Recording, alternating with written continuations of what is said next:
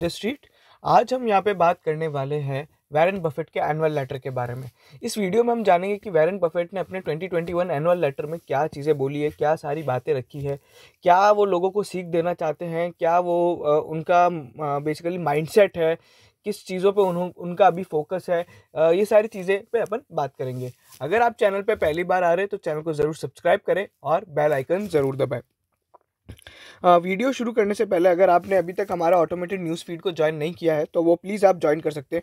It is an automated news feed जहाँ पे सभी तरह की न्यूज़ सभी बड़े मार्केट सोर्सेज से CNBC से लेके ET नाउ ऑटोमेटेड बेसिस पे अपडेट हो जाती है। बिल्कुल फ्री चैनल है सभी रिटेल इन्वेस्टर्स के लिए, because lot of people saying कि हमें प्रॉब्लम होती है न्यूज़ वगैरह हम कहाँ पे ट्रैक करें, तो आप टेलीग्राम पे ट्रैक कर सकते हैं। आपको कुछ नहीं करना है, बीट द स्ट्रीट सर्च करना है, नहीं तो आप लिंक इन डिस्क्रिप्शन के थ्रू भी जा सकते हैं।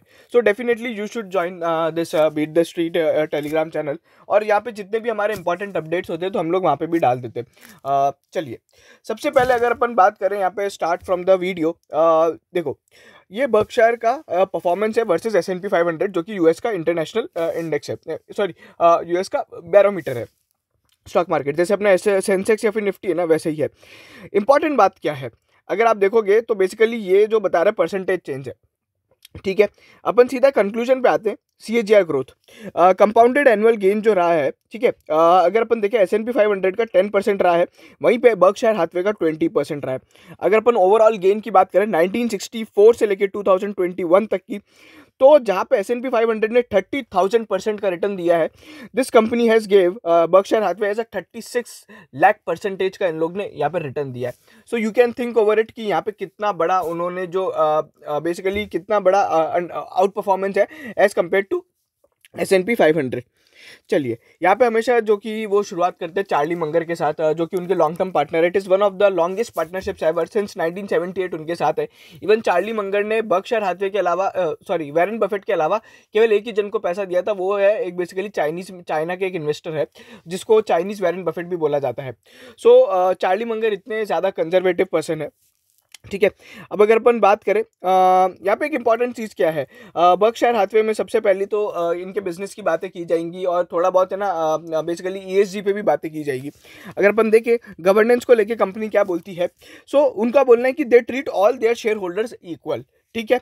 वो कभी भी एनालिस्ट या फिर लार्ज इंस्टीट्यूशंस के साथ कोई मीटिंग नहीं रखते, ठीक है। पहली बात तो ये। दूसरा, कभी भी कोई इंपॉर्टेंट कम्युनिकेशन होता है, एनुअल रिलीज होता है या फिर अर्निंग रिलीज होता है, they always do on Saturday mornings, so that Saturday Sunday market उसको ऑब्जॉर्व कर ले और मंडे को जब मार्केट खुले तो एकदम से नॉर्मल ट्रेड हो, just because they don't want to bring some important communication during the market hours और during the weekdays, so that उससे क्या होता है, स्टॉक में वॉलीटिलिटी होती है।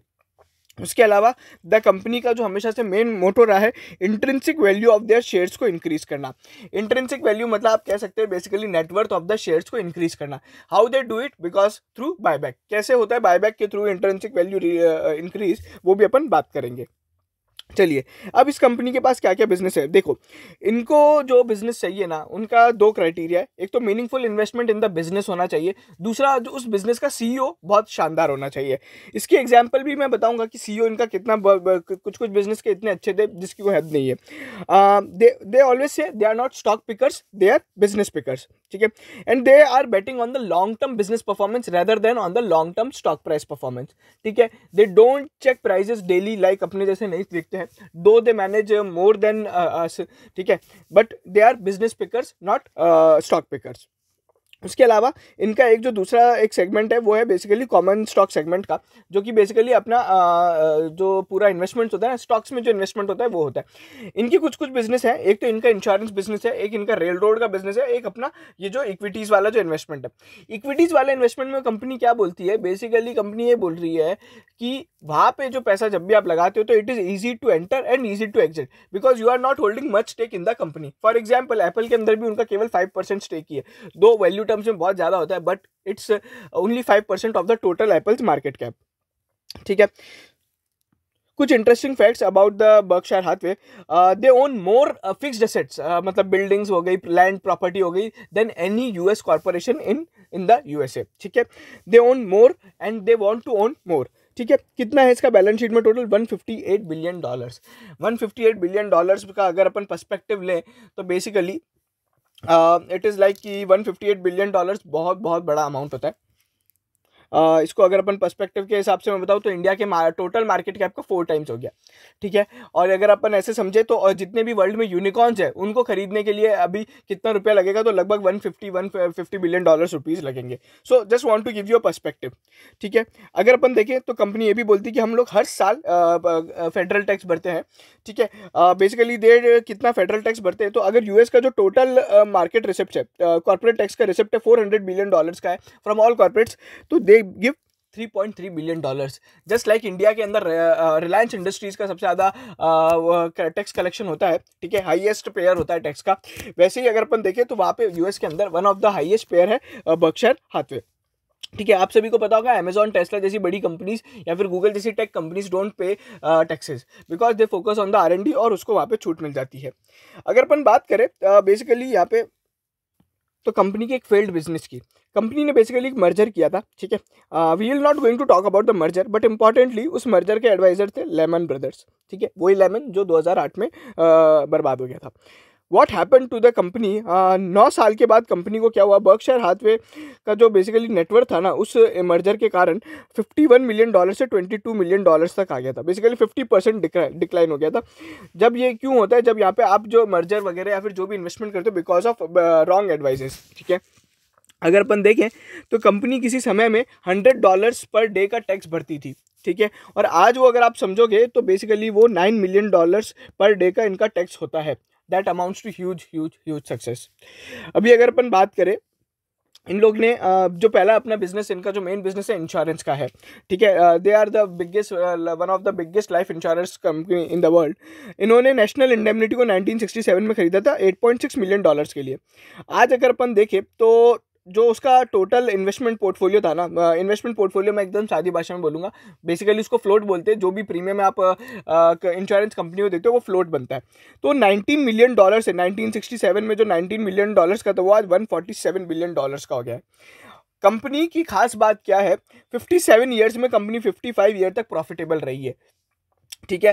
That is very important because क्या होता है, जब भी आपका है ना बिजनेस अप डाउन होता है या फिर कोई भी बड़ा ग्लोबल क्राइसिस वगैरह आता है या फिर नेचुरल क्राइसिस आता है या फिर नेशनल क्राइसिस आता है, तो insurance companies get huge losses, ठीक है। But Berkshire Hathaway because of its underwriting income, huge underwriting income, 55 years तक out of 57 years remains profitable.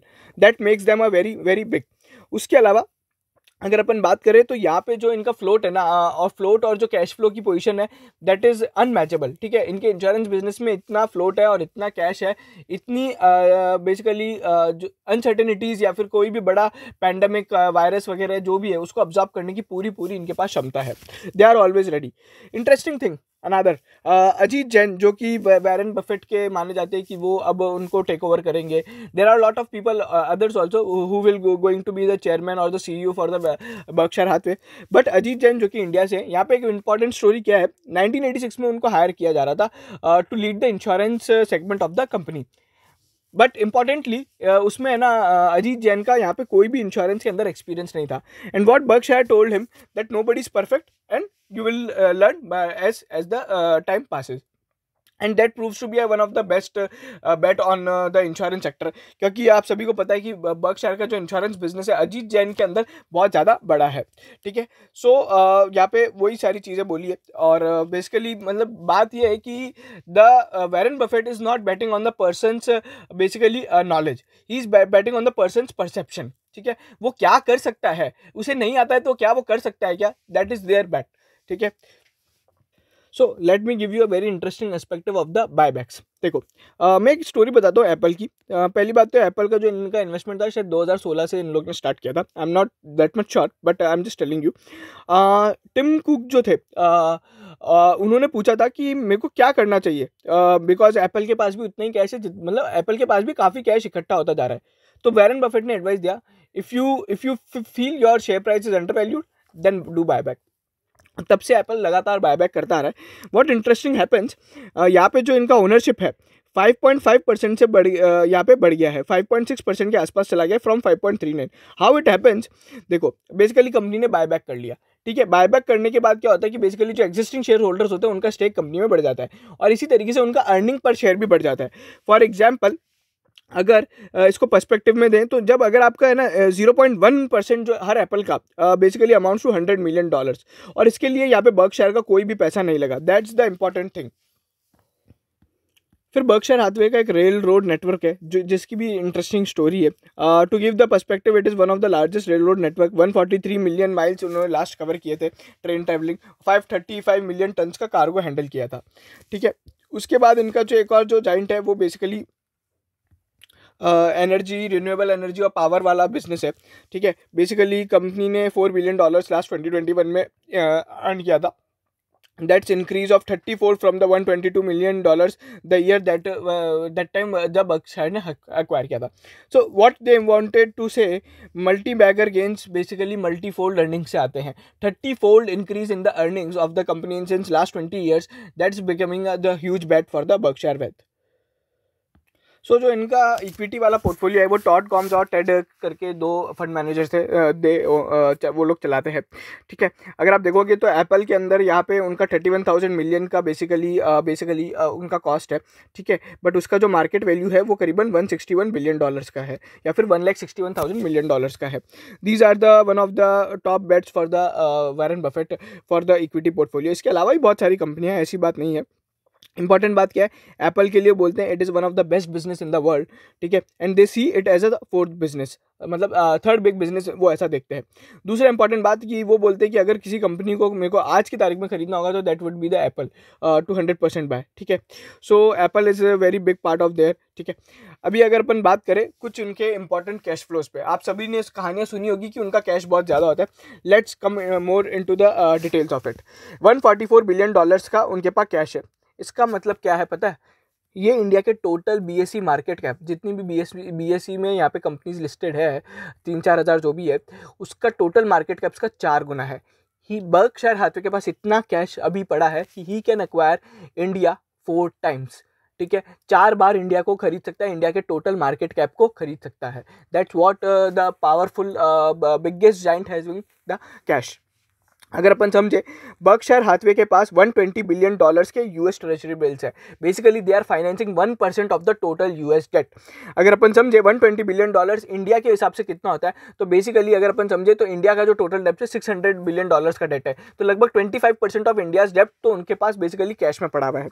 That is what they are trying to say. And उसके अलावा भी वो क्या बोल रहे, हम लोग $30 बिलियन कैश में हमेशा रखने की वो सोचते हैं। ठीक है, they want to sleep soundly. ठीक है, $30 बिलियन हमेशा कैश में रखेंगे, मार्केट कितना ही गिर जाए कितना ही बढ़ जाए, इतना कैश तो हमें रखना ही रखना है। एंड ओवरऑल दे से ऑल्सो कि यहाँ पे उनका जो हमेशा से best favourite period of holding रहा है वो 100% रहा है, और फेवरिंग होल्डिंग परसेंटेज जो रहा है वो कम से कम 80% और मोर। किसी भी कंपनी को खरीदो तो पूरे फॉर एवर के लिए खरीदो। दूसरा, उसमें कम से कम जो स्टेक होना चाहिए 80% होना चाहिए, तब जाके मजा आता है। एंड उसका जो CEO होना चाहिए वो बहुत अच्छा होना चाहिए। ठीक है, कंपनी ने एक और चीज़ बोली है कि यहाँ पे जो कैश हेवी पोजीशंस थी वो पहले भी रह चुके हैं और अभी भी रह चुकी हैं, उसके कारण थोड़ी बहुत अंडर परफॉर्मेंस होती है। बट येस, डेफिनेटली यहाँ पे वो लोग अभी क्या कर रहे हैं, basically they are doing share buybacks. फिर वहाँ पे वो क्या बता रहे हैं कि जब भी इंटरेस्ट रेट गिरता है तो वैल्यूएशंस आपके बढ़ते हैं, जो अभी अपने साथ हुआ है। उसके बाद बायबैक को अगर अपन पर्सपेक्टिव में दें, देखो उन्होंने ना 9% शेयर का बायबैक किया था। इसका मतलब पता है क्या हुआ, जो भी एग्जिस्टिंग शेयर होल्डर्स रह गए ना, उनका बेसिकली बर्कशायर के सारे बिजनेसेस में 10% से स्टेक बढ़ गया। For example, if I am holding 1%, now my stakes comes to 1.1%। ठीक है, that is the powerful buyback things. ठीक है, and they don't want to acquire the price by paying over pay, so it is a value destroying for them.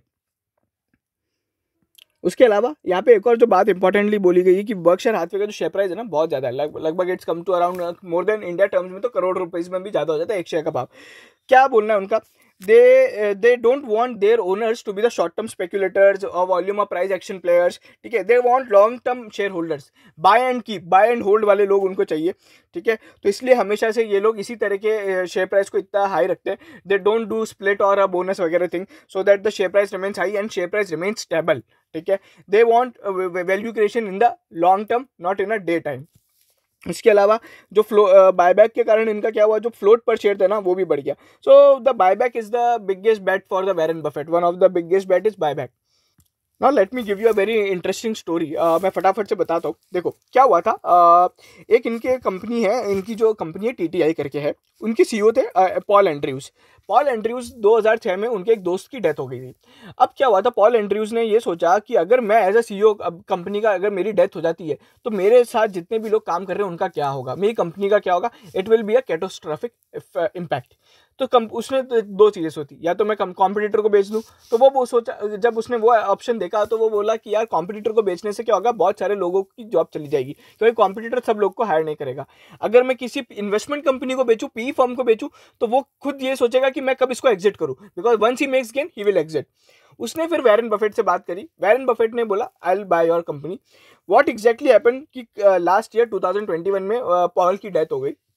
And अभी यहाँ पे basically important बात क्या है, the CEO is very very very good.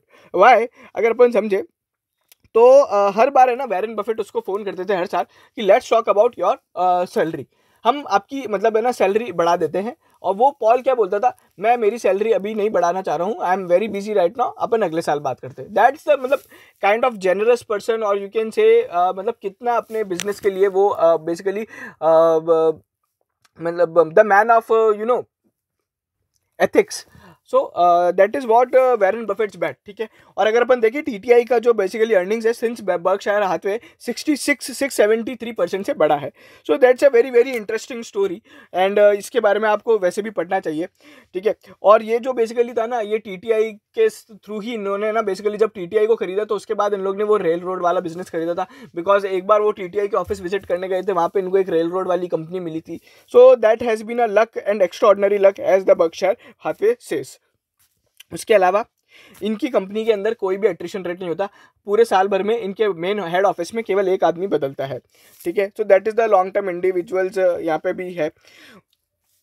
So that's the end of this पूरा letter. इस letter से आपको केवल एक और एक सिंपल चीज़ समझ में आती है, do do do long term investing unless and until you are full time trader. देखो ये हमेशा से मेरी एक एडवाइस रहती है, आप ट्रेडर कब बनेंगे, जब आप प्रॉपर स्ट्रेटेजी के साथ काम करें, stop loss, hedging, put call, जो भी है आपको, जो भी इंस्ट्रूमेंट है, तब आप ट्रेडर बन सकते हैं। If you have a good capital at least मतलब 50 लाख प्लस, एंड अगर आपके पास फुल टाइम डे है, अगर आप कहीं और बिजनेस कर रहे हैं, कुछ और कहीं जॉब कर रहे हैं, तो you should not go into the trading. बहुत सारे लोग एफएनओ वगैरह करते हैं।